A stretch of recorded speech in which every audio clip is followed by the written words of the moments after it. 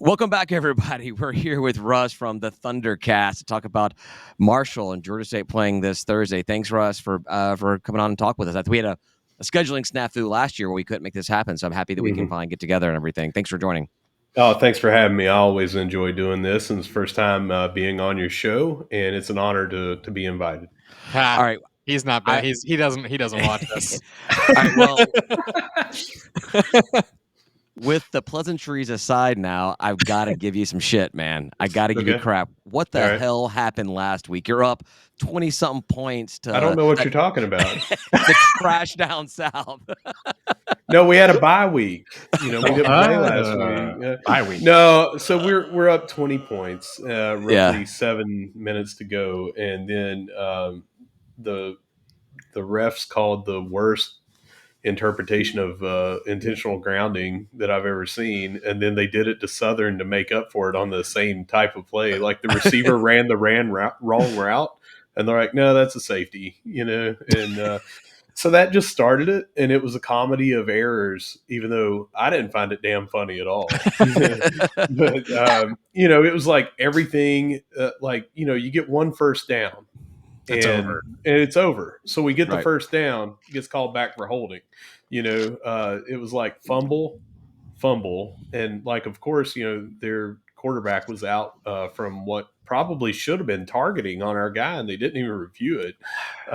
Their quarterback's out. They put the backup in, and it's the guy from, Indiana, Dexter Williams II, and he just goes off, and we fumbled, they score a touchdown. We fumbled, they score a touchdown. We recovered an onside kick on our own 26.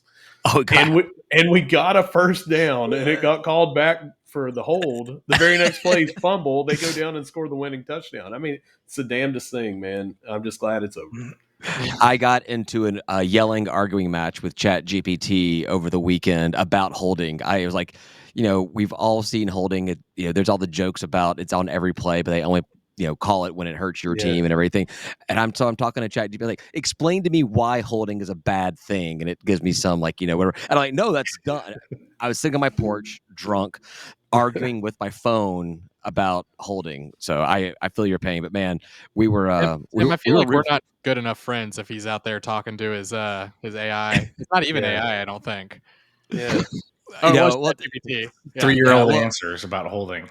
I was not at our game this week, thank God, because my wife was out of town, so I had to be home with the kids. Well, we all collectively blame you, so. Yeah, I'll take that blame. Sure. If me going to a game actually seals the win, then I can convince my wife to let me go to every single game.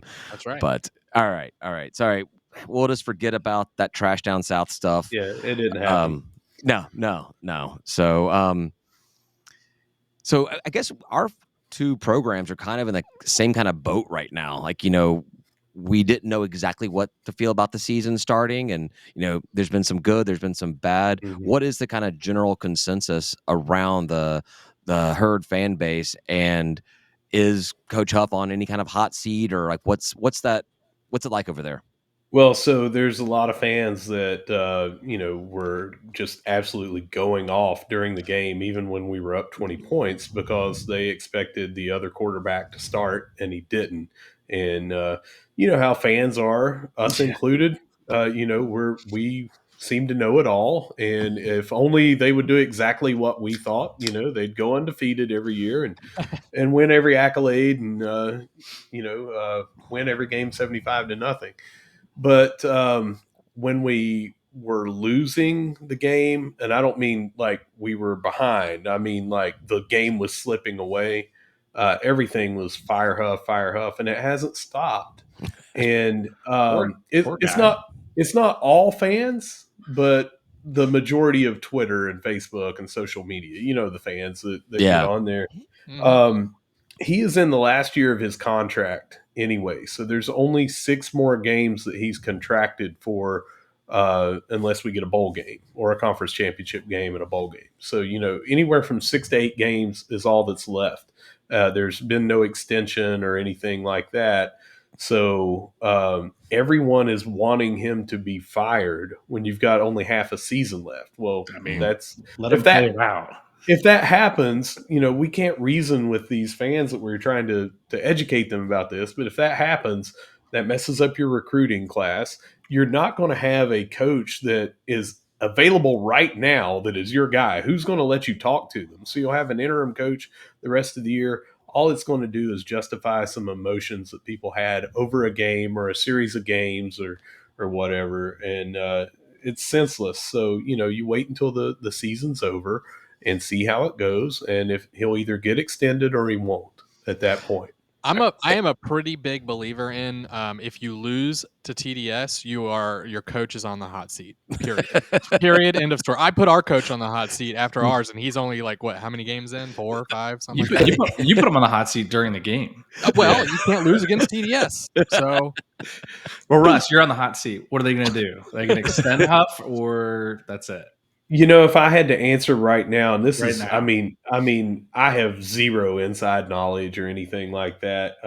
I don't think that they would, because, I just feel like any situation where you get a new athletic director comes in, they want to put their own people in there in the spots. And Right. after Coach Huff had been here 2 years, or I think it was one full season, and then going into the second season, we hire a new athletic director.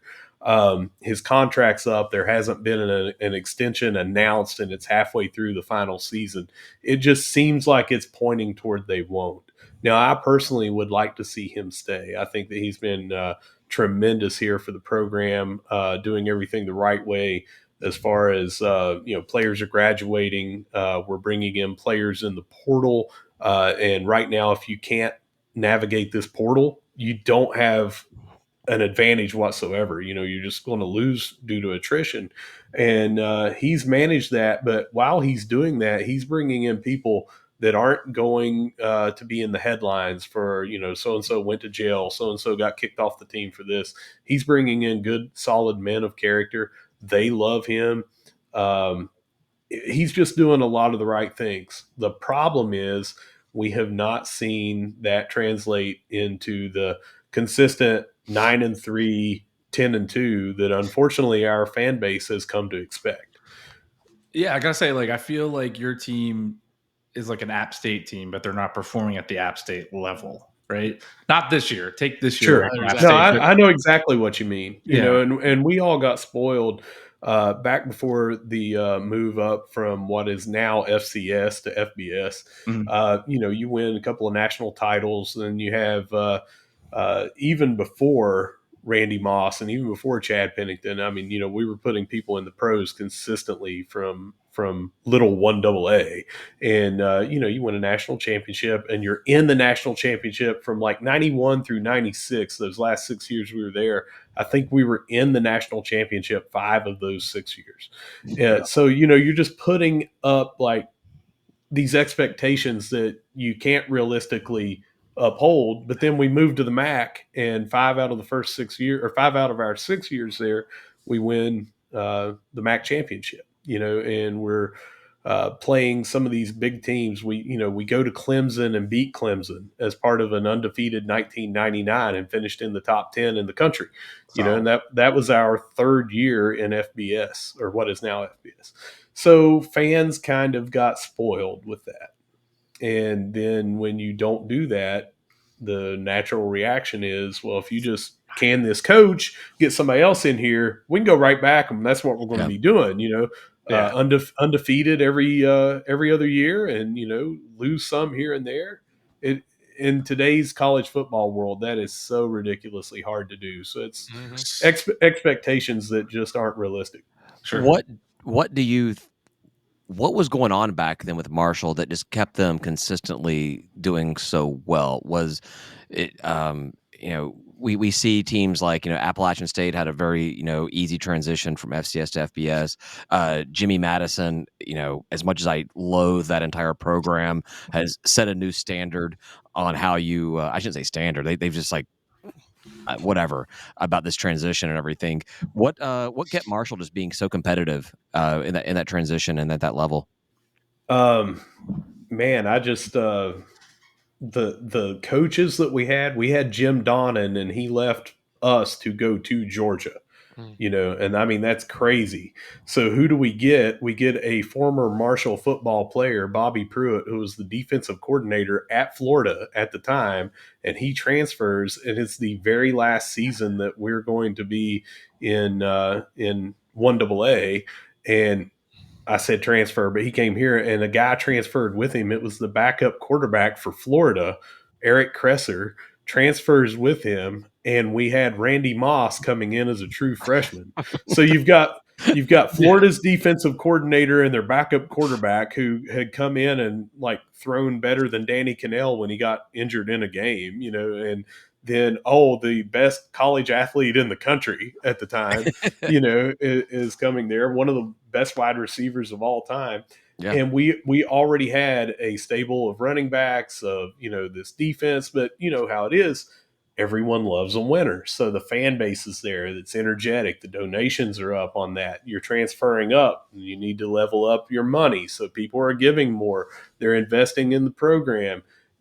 People are wanting to go play for a program like that. It was exciting football, It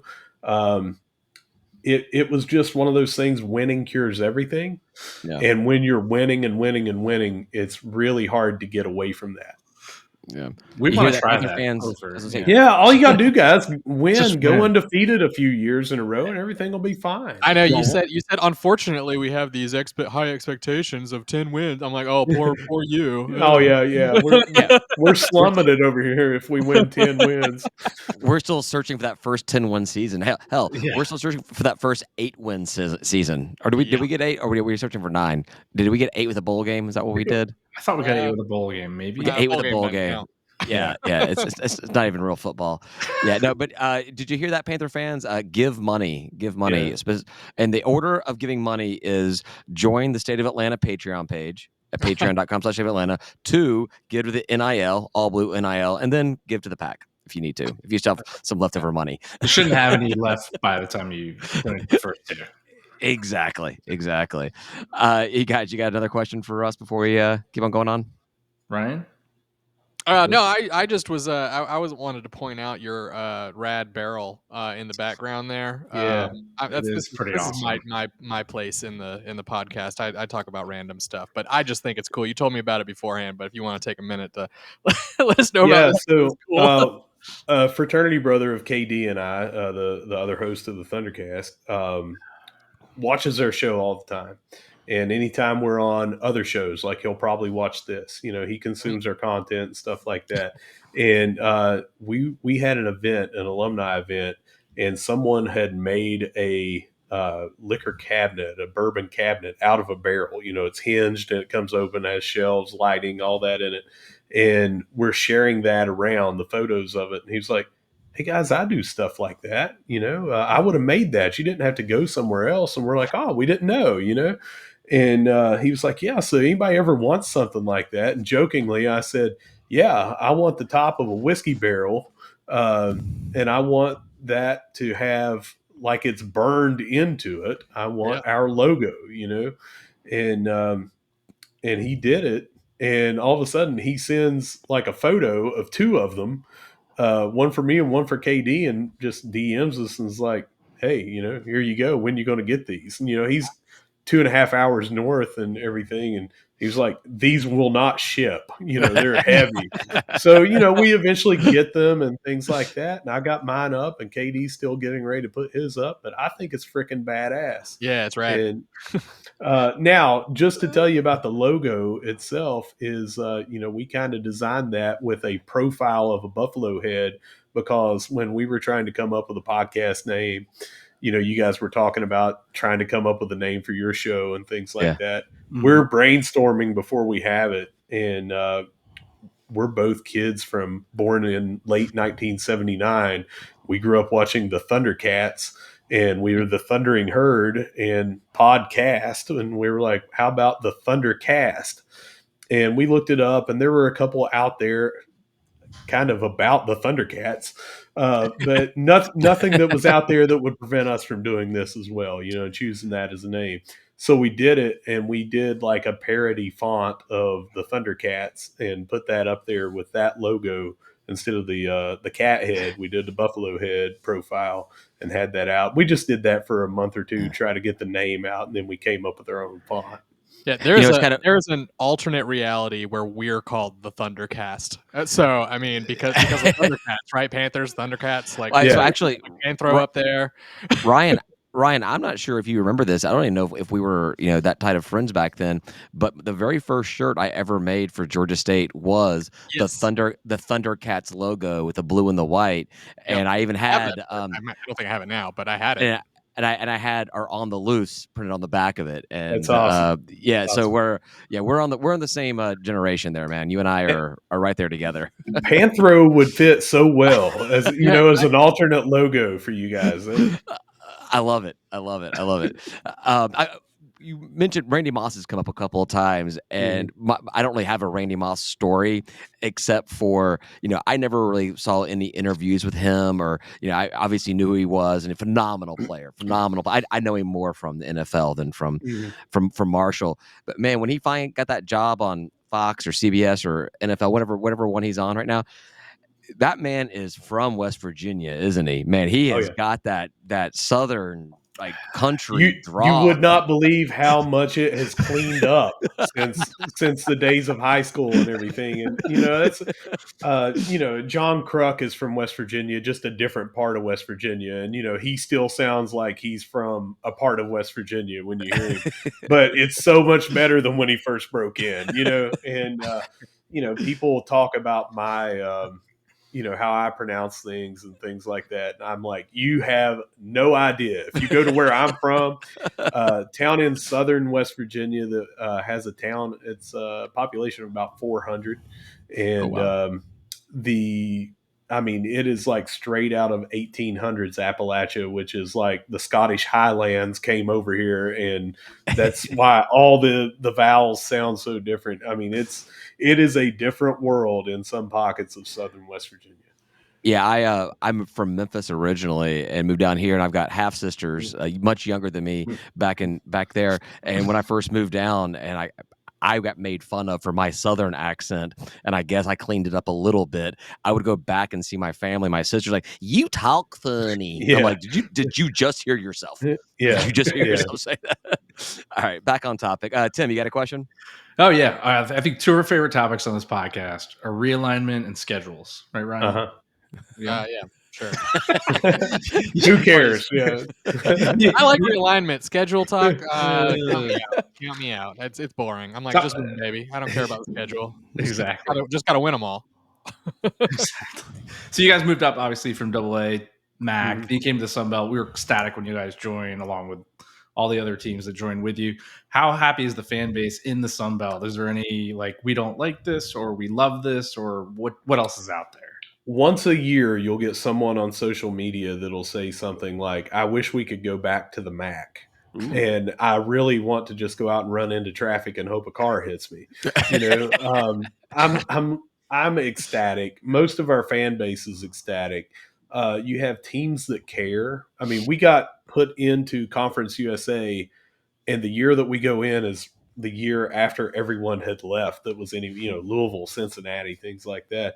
And then we get stuck there under we called it like CUSA 3.0. I think that we were in there at the end.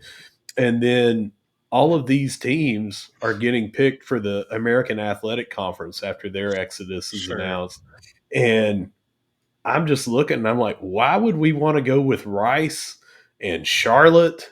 And all these, you go to their games and there's 7,000 people at Rice. Well, we don't talk about attendance around here, so just toss that one out. but I like to go to the games, right? I like the road trips, and I like to do all that stuff. But even more than that, just the interaction on social media. There's fans that care. There are podcasts that exist. And the Sun Belt is not just all about football. Heavy into baseball. I'm a huge baseball fan. The reason I'm at Marshall is I had intentions of going there to play baseball. Soccer is huge for us right now. And I love everything about the Sun Belt. I love Keith Gill as a commissioner and the direction he seems to be taking us. I love the regional stuff that we have, how easy it is for the East to go to the games and the West to go to the games and things like that. Instead of, like 3 random trips a year for our women's volleyball or golf, going down to Texas State is all we have to do, like once every, I don't know what that would work out, once every 6 years or something like Right. that. Right. But before we were going to UTEP, which is next to Juarez, Mexico, you're going on these ridiculous long excursions across the country that you have zero connection with their fans, their team. There's no history. There's no rivalry. It's just like, uh, I don't know how much you guys will pick up on this Animal House reference, but it's like when they take them in there and they're like, and here's Lanny, there's Larry, who cares? And then he's like Jugdish, Muhammad, Sydney, and Clayton, and that's what I felt like in Conference USA. Is like, oh, here's Rice, here it's like all these random teams. And now you're in the Sun Belt and you actually have, like, we have history with Georgia Southern, we have history with App State, both from the Southern Conference when we were at the lower level. And, you guys had built-in history with some of these teams and bringing them in, and the proximity. And JMU and us are, even though we don't have a major history as far as games that we played beforehand, our defensive coordinator from those years in the 90s that we were talking about left us to go to be their head coach. And then they win a couple of national championships, and then they move up. So there's like similarity there. And it's a 4.5 hour drive between the two. So we love everything about the Sun Belt. You definitely got out at the right time. Oh, no man. doubt about it. Can you imagine? No, I cannot. I cannot. You could be talking to a Kennesaw State podcast right now. No, I couldn't. I sure as hell would not. I would not be talking to them. Do they have those? I'm not sure if they have those. I think they're trying to get internet. Up in the suburbs of Atlanta. No, because they're with Conference USA. They can't get it. Right. They just haven't figured out how to actually subscribe to AOL yet. So we talked about, when you guys were coming over, all the rumors and everything, and you guys in Southern Miss, that was the slam dunk wins for me. Those are two programs that have a lot of history and just good brands to bring in. Old Dominion and Jimmy Madison, I was less enthused about, but whatever. I think we have to take a week off of talking shit about ODU. Yeah, they kind of won that game anyway. Whatever. But kind of piggybacking off of Tim's question here, we've only played each other twice. We played, up there a couple of years ago. You guys won. Y'all were down here this past season, and we won in a game. I was actually pretty surprised that we won that game. And obviously, 2 games does not make a rivalry, but Georgia State gets kind of lost in the shuffle within the Sun Belt because it's kind of just a different type of a school and setting and everything. Is there any kind of does the fan base of Marshall, is there any kind of interest in Georgia State, or is it just another team on the schedule? What's the feeling towards Georgia State? Are we another Rice? No. So we have a huge, massive fan base in Atlanta, and a lot of former players from our golden years that live in Atlanta. Some Hall of Famers and all-timers live down there. So they have these big, they call it herd brothers, the fraternity of football players that played together and things like that, not just from certain years, but every year, and they'll invite people down there to Atlanta, to one of the players' homes, and have this big cookout and annual event.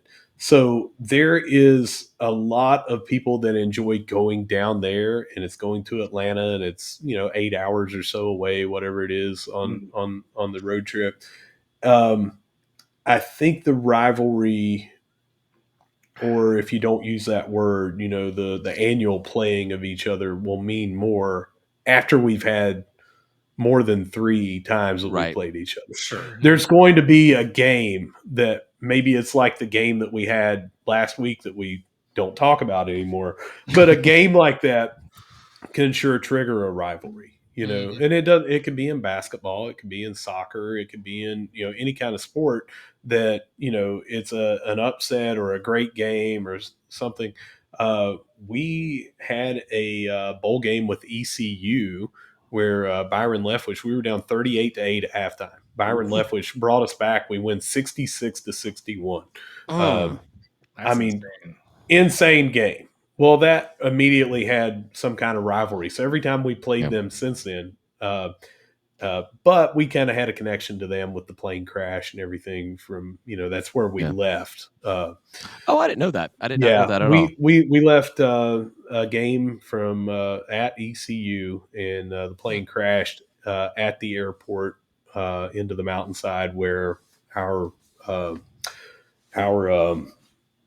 forgive me, sorry, our airport is. I still get a little choked up about it. I've got friends, family, things like that still impacted by that. But we already had a little bit of a connection with them. We just didn't play them all the time. Throw that bowl game in and the excitement from that. Next time we're playing them is a damn rivalry, So all it would take is something like that, of a few games back and forth that are competitive, get the trash talking in a friendly manner, going. It'd be good to have a friendly rivalry. Our rivalries are trash people, man. It's Lafayette and trash down south. There's nothing. What are we going to do with that? There's nothing good that's ever come out of Statesboro, and the entire state of Louisiana is absolute garbage. So it's like we'd like a good cordial, friendly rivalry. That would be good. If you guys make the trip up to Huntington, I don't know if you've ever been to Huntington, West Virginia, but it is all about Marshall. It's the epitome of a college town, and we are known for our hospitality. App State came up 2 weeks ago now, a week and a half, and they were fresh off of Hurricane Helene hitting. And, we did a GoFundMe, our podcast did, to send money to their drive that they were doing for this for the college. And we put out and hosted everybody from their fan base, and make sure to stop by our tailgate. And when I say we tailgate huge. I can send you guys some photos, but week 1 was against an FCS opponent, and we had 2 smokers out there and several hundred pounds of food. And we do a live tailgate show just like us right here, but we're standing out there, and we have mics and mic flags, and Hall of Famers will come by our tailgate, and they'll get on the mic and throw the headset on. So we just do it right. So not only to tell you about when you guys come up, but anyone listening to this, if they want to come up, just stop by. We're right next to the scoreboard in the end zone. You can't get much closer to the stadium than where we're at. Pretty damn close, yeah. We are close. I sent a link to you guys earlier. If you look at it, it'll show you like where our tailgate is. You'll see some photos. But that's what we're known for in Huntington, not just us at the ThunderCast, but when other fan bases come, we welcome people with, hey, thanks for making the trip. Thanks for coming to Huntington. Everybody treating you okay? Do you have a drink? Do you have somewhere to eat? You want to come join us? And that's the sort of thing that we have, is friendly rivalries, because you become friends with these people, or become known as, hey, everyone likes to come to Huntington. When we travel down there, and we generally travel pretty well, you end up getting that reciprocity of people inviting you and being nice to you and things like that. So I enjoy the road trips. So I enjoy those friendly rivalries like that. All right. I got 3 things. First of all, excellent use of the word reciprocity. My God, I don't know if I've even heard that word before. That's fantastic. You're dealing with a man of culture here. If you can't tell from my whiskey barrel, I am a man of culture.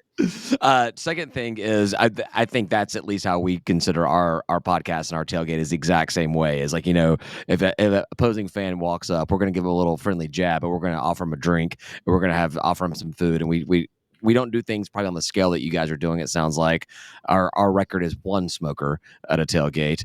We just have to plan better. That's our problem. I think we could do it. We could do it. But we just throw it together. You've got 1. All you got to do is do that twice. Bring exactly. There you smoker. go. I mean, how hard is that? David, get a second smoker. Tell your wife. All I need is to go back to my wife and be like, I need to buy another smoker. I've got 5. That big ass like rack smoker that you brought that one time, that counts as more than one smoker. This is probably so, probably true. But then my third one, I'm gonna call a little BS. I'm gonna call a little BS on you, Russ. I think that you're talking a little trash here. You talk about how nice that you guys are to Appalachian State and helping them out with their GoFundMe. We did the same thing. You hung 52 points up on Appy State when they are trying to get out of a mudslide devastated city. And oh yeah, we're good at these guys. That's how friends do each other, right? You know, I'm a prick to my best friend, right? You know, David, that's called respect. All right, you don't lay down for them. Okay. Yeah. How do you sleep at night doing that to poor little Appalachian State? About 4.5 hours of getting up every 5 minutes. That's about all right. Maybe we should talk about the game a little bit Oh, before yeah, we let you out of here. Yeah. So, what is how does Marshall win this game? Who is going to stand out? What player or what position? What's going to stand out? What's going to be the thing that if it happens, Marshall walks away winning this game? Definitely. And one other question to add to it: will you change quarterbacks? Oh yeah, well that was going to be part of my answer. I think it's going to be dependent on quarterback play, and I fully expect 2 quarterbacks to play. I don't think this is a game where we come out with one and that's the only one, unless we come out and the guy's just electric at the start and you can't take him out. But we installed the air raid offense in the offseason. And so far, it has not been much raid. You know, there's been, a huge talk, and we were one of the ones that, were pushing this is going to be a modified air raid. You're not going to see 70% of our plays be passing. It was going to be modified. And what I've been telling everybody that you can see is you have the concept in the routes, and you have the concept in the packages and the player personnel and where they line up and the formations and the motion and getting the ball out less than 3 seconds. I mean, if you're back there 3 seconds, something broke down very badly because we just don't do that. And we're giving up like 1 sack a game. I think we've got six games, 6 sacks that we've given up. And it's hard to do that if you're getting the ball out so quickly. So the concept of the air raid is there, but you don't just keep throwing just to throw if you're running the ball and moving it and doing a good job that way. So I think what you will see is a balanced offense, but to win this game, we're going to have really good quarterback play and can't just be one-dimensional. If we're one-dimensional, you guys will be able to shut us down if we're not able to establish the pass. And when we do establish the pass, that should help us with the run. So, long answer, we need to have exceptional quarterback play to win this game. I think that you'll see both quarterbacks during the game. And I think that it'll be more balanced. It won't be pass heavy. It won't be run heavy. And that's the way that I kind of see us attempting to win this game. Yeah, we have a bit of a quarterback battle going on here as well. We pulled our starter for the entire season in the fourth quarter to go with Zach Gibson, a transfer from Georgia Tech, and immediately scored a touchdown. I mean, and that's all we. 6 for 6, 49 yards, a touchdown. I do my homework. You do your homework. And now the fan base is saying, well, let's start him. Well, you get the end of the game stuff. Who knows? We'll talk about this, I'm sure. Or we already talked about this in the past. So what's the old adage? The favorite player on the team for the fan base is the backup quarterback, right? Yeah. Because that is the immediate solution that everyone has. The coaches don't know what they're talking about. If they would just listen to us and put this quarterback in, he's going to be just like Arch Manning. And no, not Arch. Come on. If they were talking about any Manning, we're not talking about Arch. Screw that guy. Well, them are old. I'm trying to go with somebody current, But you are Arch. I'm thinking of Arch Manning. Yes, Arch sorry. My bad. But I do. I do want to agree with you what you said about being the backup quarterback being your favorite. As I mentioned earlier, I'm from Memphis, and we have a backup quarterback from my nephew's high school, Braylon Ragland, and so I've been maintaining that Braylon should be the starting quarterback the entire time Dark because horse in the the background. dark horse. Well, Yeah. do you guys know who our third string quarterback is? Mm-mm. Chad Pennington's son, Cole Oh, wow. Pennington. And so Chad, of course, an all-timer here, led us to the 99 undefeated season, top 10 ranking that we talked about earlier, beat Clemson at Clemson, all the accolades, was here at the same time as Moss for 1 year. He is at every game, so you've got that like built into the fan base of, well, all you got to do is put Cole in, and Sure. it's going to be exactly like when we had Chad. And it's so unfair to Cole. As a true freshman, everyone was thinking when he was not in the mix at all, he was going to redshirt that year. They were like, why is Cole not playing? And people from the stands that don't know any better are screaming, put Cole in, And I was in an away game. It was at James Madison, and there was a guy like the row behind me, and he was a Marshall fan, and he just kept talking all this stuff, which sounded like he was really educated on everything, but someone that does their homework, I was just like, what is this guy talking about? And I never said anything. And he said, I tell you what, I bet they put Cole in. And I said, I bet they don't. And he said, yeah, well, I don't see why they're not going to put Cole in. And I said, well, he's not on the travel squad, so he didn't make the plane, Could still happen. Yeah, I mean, maybe we could bust him down real quick, but the game's already started. I just don't see it happening. I do also just figure in that kind of instance, like coach sees these players every day. Yeah. They know I don't best, know right? I don't know anything about Zach Gibson. Like I know he went 6 for 6 and I know he was a backup at Georgia Tech, but these coaches see him every single day and there's a reason they didn't play him Yeah. in the rest of these games. So Well, Yeah. you asked about Coach Huff and the hot seat, and I told you I thought it was unfair, and the everybody's going to have their opinion, and they're entitled to that opinion, but I expect them to be reasonable. One, the coach cares about winning a lot more than I do, that's true. as does the players. And trust They've me, got bonuses tied up into that. There's money. I Yeah. care quite a bit, but this is like how he performs is going to determine his career, right? Yeah. Well, the players care too. No matter what people think after a loss or whatever, those guys are out there repping my alma mater that I went to school at and the school that I cheer for. So if they go 0-12, I'm still going to be there, right? But these fans that are unrealistic are for sure thinking that, one, the coach does not know the best people to put in there, which I think us not ever being to a practice and them being around them as much as they are, they kind of have their finger on the pulse. But two, they're not out there intentionally trying to lose. Right. So, At least you hope not. Jeez, that'd be a weird well, coach. I just, Well, it's I not don't like the get it. NFL where your GM drafts some quarterback or makes some trade, and you're paying the guy $150 million a year. You And gotta as a play. coach, you're obligated. I've got to play this guy. This is Right. college football. Yeah. Head coach is the be all end all in the whole thing. And the reason why the guy is there is because the coach brought him in. And the reason why he's playing is coach believes that that's the guy that's going to be the guy to get the job done. It makes complete sense. And to tie it in a little analytically here, Stone Earl, and this is my opinion because I am not at practice, but Stone Earl in the games that we've had seems to throw the ball downfield more, crossing routes. It's just the passing is there more to try to throw the ball downfield when Stone Earl is in.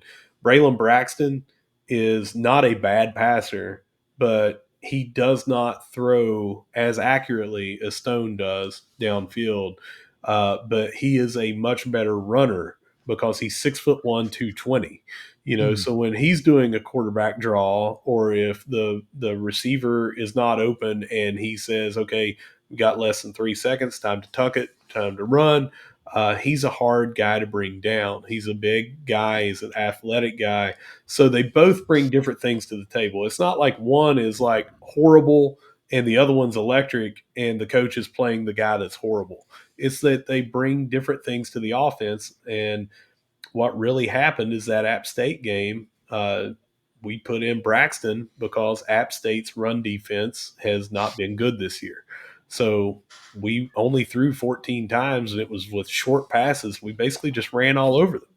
And the fan base was like, well, we would be doing this every game if we would have just played Braxton from the start. Of course. And you can't do that, right? You can't do That's not how it matchups works. matter.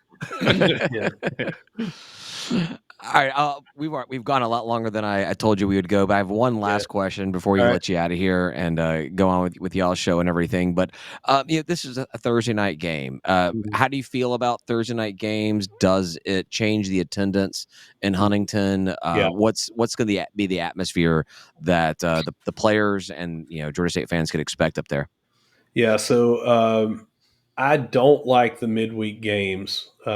We used to make fun of those in the MAC after we got out of it, because they had to play those games. Yeah. And you would look in the stands, there'd be 18 people there, So I'm not a fan of them.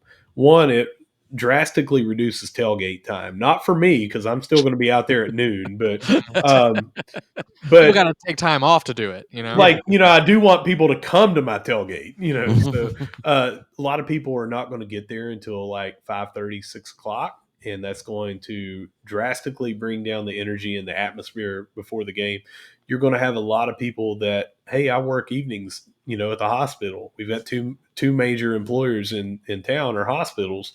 They work evenings and throughout the week, so they can have their Saturdays to come to the herd games. So you're going to have some people due to work issues, trying to find a sitter, and, kids' bedtimes. Like my kids are going to be in bed at 8 o'clock, kickoffs at 7, because they've got school the next morning.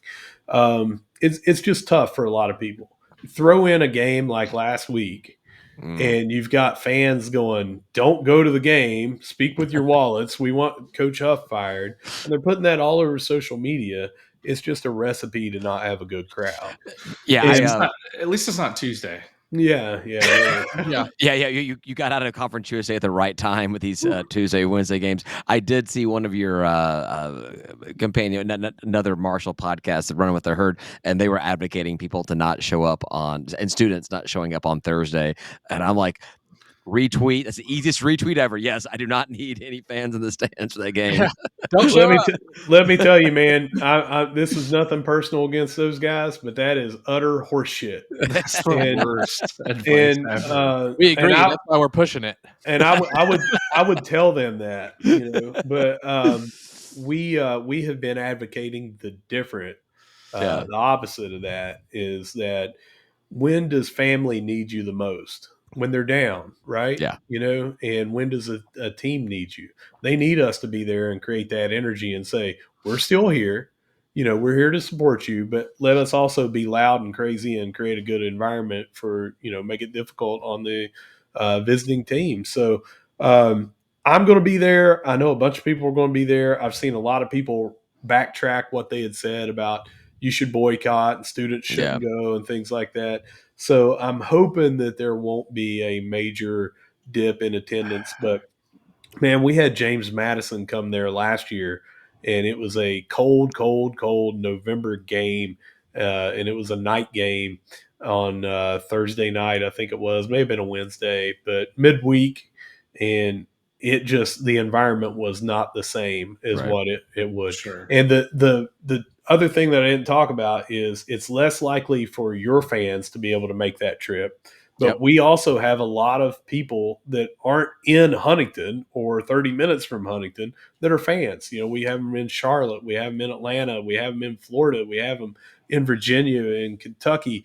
And it's going to be hard for them to get off work and get there at 7 and then drive back home and things. So that's one of the reasons I don't like it. I wish we as the Sun Belt could get out of it, but I was watching a Sun Belt game before I got on here, Yep. All right, man. Well, Russ, I feel like we're talking to the Marshall mirror image of us as fans. That's true. I feel like we're on the exact same page about supporting our team and Just tailgating. much better hair over here. Much better Yeah, hair. You got some of it. You Yeah. have hair. Thanks a lot, man. Do you want to give a final prediction for the outcome of the game? Yeah, I've got one here, and I have it 31-21 Marshall. I think a lot of that is going to be we're going to have to come out with a lot of energy to erase the bad juju that happened at the end of that last game. So I think we'll come out strong. I'm not talking about any kind of utter domination or anything like that. Yeah. Nothing crazy. But I think we come out strong and then trade some scores back and forth. But due to a strong start, I think that'll be enough to keep it as a 10-point victory. Well, after last week, I would love to see 3 touchdowns for my Panthers. So That'd be fantastic. Yeah. All right, Russ. Thanks a lot, man. Appreciate you. And we'll let's maybe do some basketball talk later in the season. Sure. Yeah. Thanks for having me again. Cool. All right. Thanks Cheers, a lot, man. Russ. Thanks, Russ.